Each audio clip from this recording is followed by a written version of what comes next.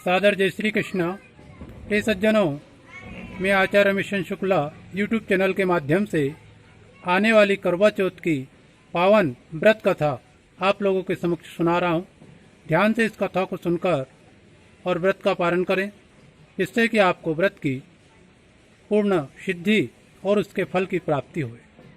सर्वोत्तम नामक नगर में एक सदग्रस्त परिवार रहता था। उस परिवार में 7 भाई और एक बहन थे। सातों भाइयों का वो बहन का विवाह हो चुका था। बहन अपने मायके में थी वर्तमान समय में। आगे कार्तिक कृष्ण पक्ष की चतुर्थी तिथि आई, करवा चौथ का पावन व्रत आया और सातों भाभियों ने पावन करवा चौथ का व्रत किया। ननंद, जिसका नाम सुशीला था, उसने भी व्रत करने के लिए कहा, परंतु भाभियों ने मना किया कि आप भाई और बहन साथ साथ भोजन करते हैं, आपके भाई आपके बिना भोजन नहीं करते हैं, वो आपको बहुत अतिशय प्रेम करते हैं। आप व्रत करेंगी, रात्रि में जब चंद्र उदय होगा, चंद्र को अर्घ्य दिया जाएगा, चंद्र का पूजन होगा, तब व्रत खुलेगा। इतने समय ना तो आप भूखी रह पाएंगी और ना ही आपके भाई। परंतु बहन ने कहा, नहीं नहीं, मैं तो व्रत करूँगी। संकल्प कर लिया व्रत का।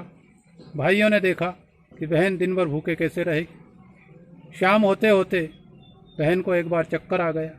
भाई सब लोग चिंतित हुए और उन्होंने कोई योजना बनाई कि ऐसा किया जाए कि जिससे हमारी बहन का व्रत खुल जाए और ये जल्दी भोजन कर लें।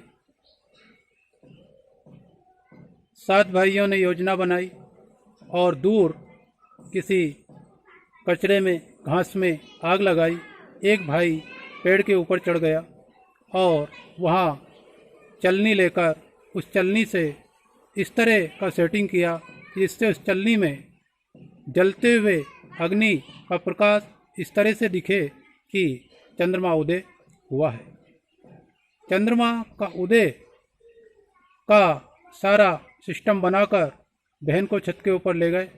बहन, व्रत खोल लीजिए, चंद्रमा उदय हो गए हैं, उनको अर्घ दे दीजिए। बहन ने देखा, कहाँ है चंद्रमा, तो दिखा दिया, देखो वो चंद्रमा दिख रहा। बहन ने चंद्रमा को अर्घ दिया और पूजन कर कर वैसे ही व्रत खोलने लगी। पहला खोल लिया, बाल निकल आया। बाल निकलना भोजन के अंदर अशुभ माना जाता है, खोल रख दिया। दूसरा खोल लिया तो बिल्ली सामने से गुजर गई और उसने भोजन को अपनी दोषपूर्ण दृष्टि से देखा। फिर अपशगुन हुआ। तीसरा कॉल जैसे ही लिया तो ठीक हो जाती है। ऐसे अपशगुनों को सूचना किसी न किसी बुरी घटना की सूचना दे रहे हैं। भैया ने कहा, कोई बात नहीं, होता रहता है। चौथा कॉल लिया, संदेशा आ गया उसके भाई साहब के ससुराल से। काले घोड़े पे बैठा हुआ एक कुरूप अर्थात एक आंख से काना व्यक्ति संदेश लेकर आया कि भाई साहब के पति शांत हो गए हैं। भाई को मालूम नहीं पड़ने दिया। तुरंत उनकी तैयारी करी जाने की। सब सामग्री निकालने लगी भाभी। जो भी सामान निकालती सुहाग का एक सामान कम पड़ जाता उसमें। अपशगुन अपना पूरा प्रभाव दिखाता है और शगुन भी अपना पूरा प्रभाव दिखाता है। समझने का फर्क होता है आपका और हमारा। भाभी ने जैसे तैसे सामान निकाला, कंकु की डिब्बी, अक्षत रखा, भाई साहब के पल्ले में बांध दिया। कहा कि जो भी रास्ते में महिला मिले उनको सुहाग तिलक करती जाना और उनसे सौभाग्यवती होने का वरदान मांगना। जिन जिन को भी रास्तों में भाई ने तिलक लगाया, कोई ने उनको आशीर्वाद नहीं दिया। जब अपने ससुराल में पहुंची तो वहाँ की महिलाओं को भी तिलक लगाया, परंतु कोई ने भी सौभाग्यवती होने का वरदान नहीं दिया। सब जानती थी कि इनके पति की मृत्यु हो गई है। जब पति को जलाने ले जाने लगे, भाई साहब ने जिद कर पति को जलाने से मना कर दिया और मैं चौथ माता का व्रत करूंगी और मेरी चौथ माता में शक्ति है, मैं अपने पति को पुनः जीवित कर लूँगी। क्योंकि हमारे यहाँ ऐसी ऐसी नारियाँ हुई है, पति व्रत लोक लोकाधिपति, अलौकित पति शोवान, और एक पति के ताप से कापत सकल जहान। सती सावित्री अपने पति को यमराज के यहाँ से वापस लौटा लाई। तो ये कोई बड़ी बात नहीं है। पतिव्रता स्त्री सब कुछ कर सकती है, कहते हैं जहाँ नारी का पूजन होता है, यत्र पूज्यन्ते नारी तत्र रमन्ते देवता।